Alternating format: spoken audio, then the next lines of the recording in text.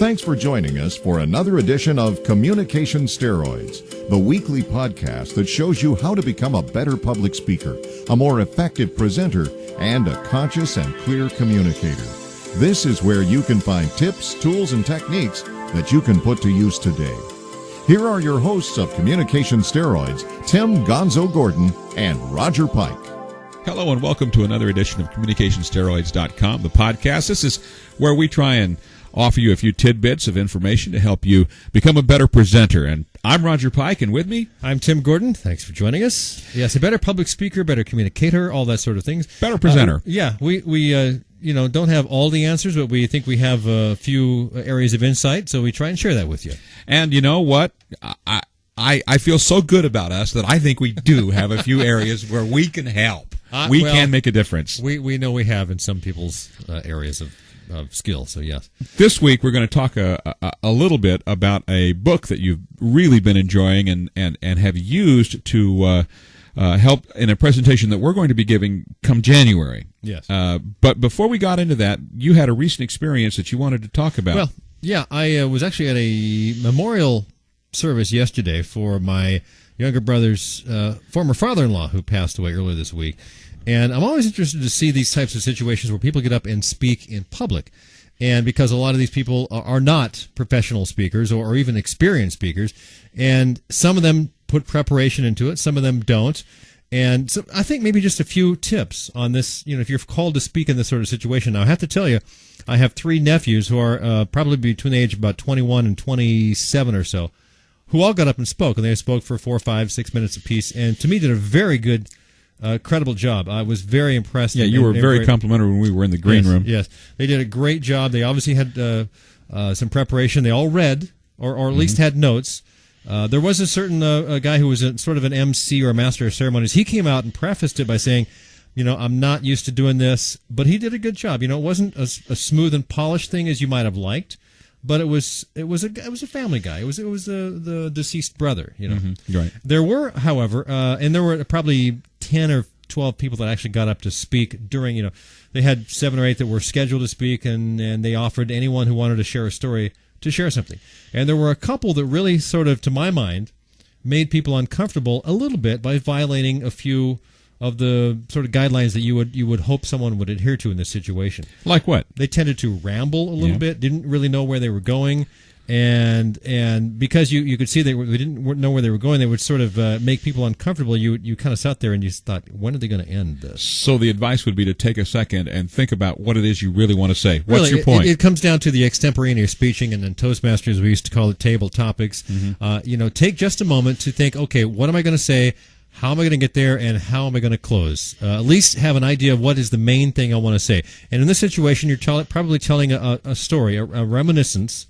And so what is that one single thing that you can share? And what happened to a couple of people is they didn't really have that. They had one thing they wanted to share, but then they decided to go into other areas, and it just kind of became a little very unfocused, and probably made a few people uncomfortable. Given the state, people are very forgiving, of course, given the situation. Right.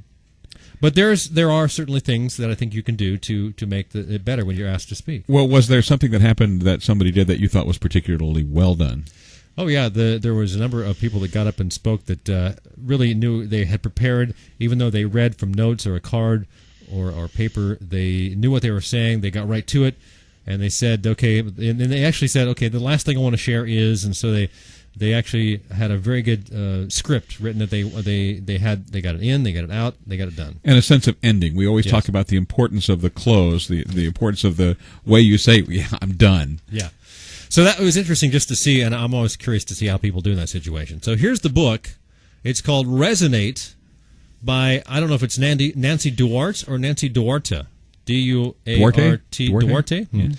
She wrote a book called Slideology a while back. Yeah. Well, I know that you've been really impressed with that book because you have, waved it in front of me a half a dozen times. Well, I probably should put a disclaimer in there because this book just showed up. I think she wrote it, gave it to us because we have the website and we do the podcast on communications.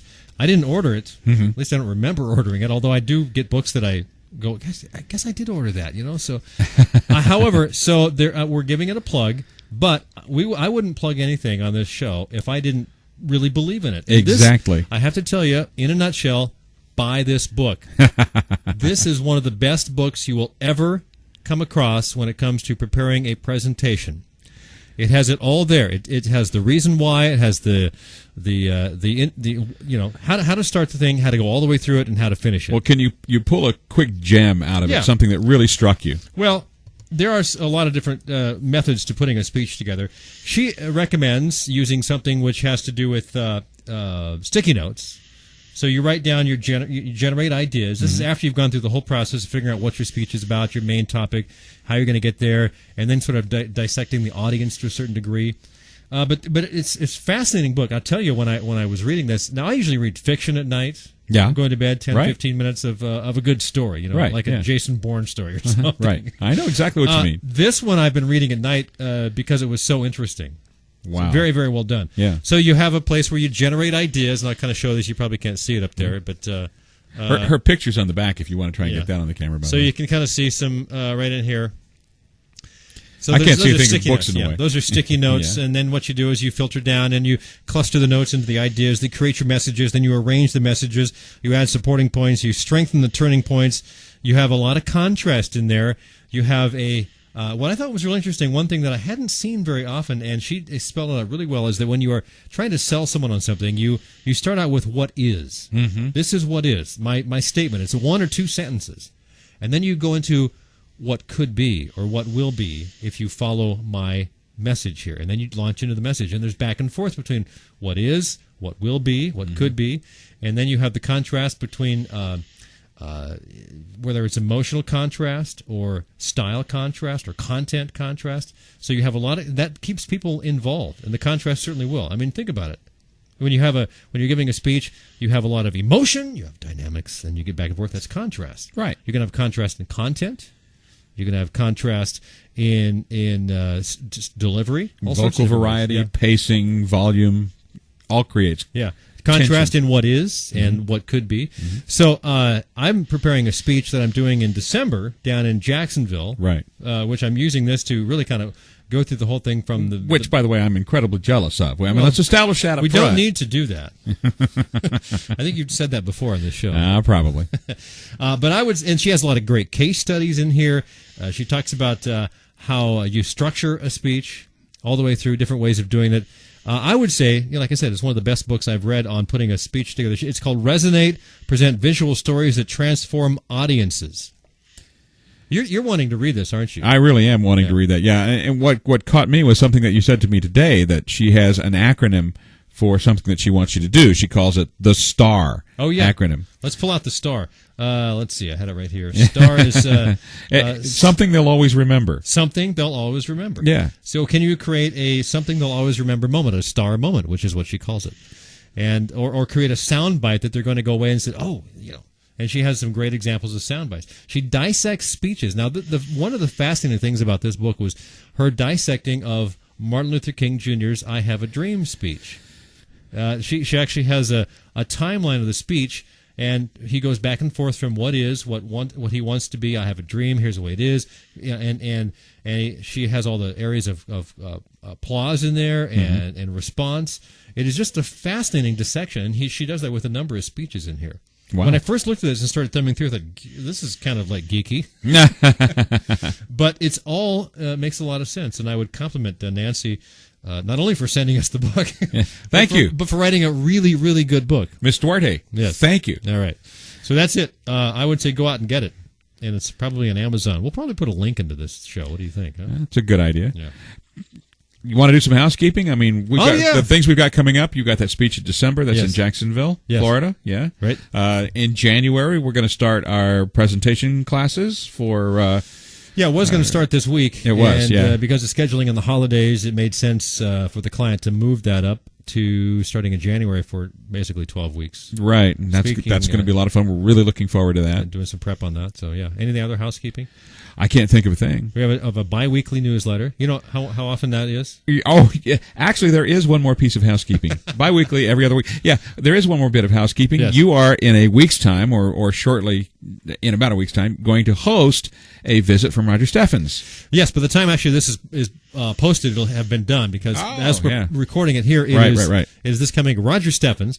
We've mentioned in the blog before. Great public speaker. I'm sorry you're going to miss that. Haven't we had him on? We've had him on a podcast. You're right, right. I'm sorry you're going to miss this. He's going to be talking about the life of Bob Marley. It's a multimedia show that he has presented all around the world. Australia, Israel, Jamaica, all across America. He's on the Reggae Grammy nominating committee, has been on that board for forever. He's spoken at the Rock and Roll Hall of Fame more than anybody. Wow. He's got quite a track record. Spoken at the Smithsonian on Marley. Wow. Yeah. Impressive. And he's coming to Salem, and we're really glad to hear that. So it'll be fun. That's just terrific. And we've got, it's been a busy time for us. It's going to get busier. Things are beginning to come back. You can just feel it in the air. There's a sense of energy and excitement. I'm really glad to be a part of this right now. Thanks. Helping you to present. For joining us. On another edition of CommunicationsSteroids.com, the podcast, I'm Roger Tim Gordon. Pike. We usually don't walk over each other like that, but we did it that time, and we'll leave it at that. Yes, we will.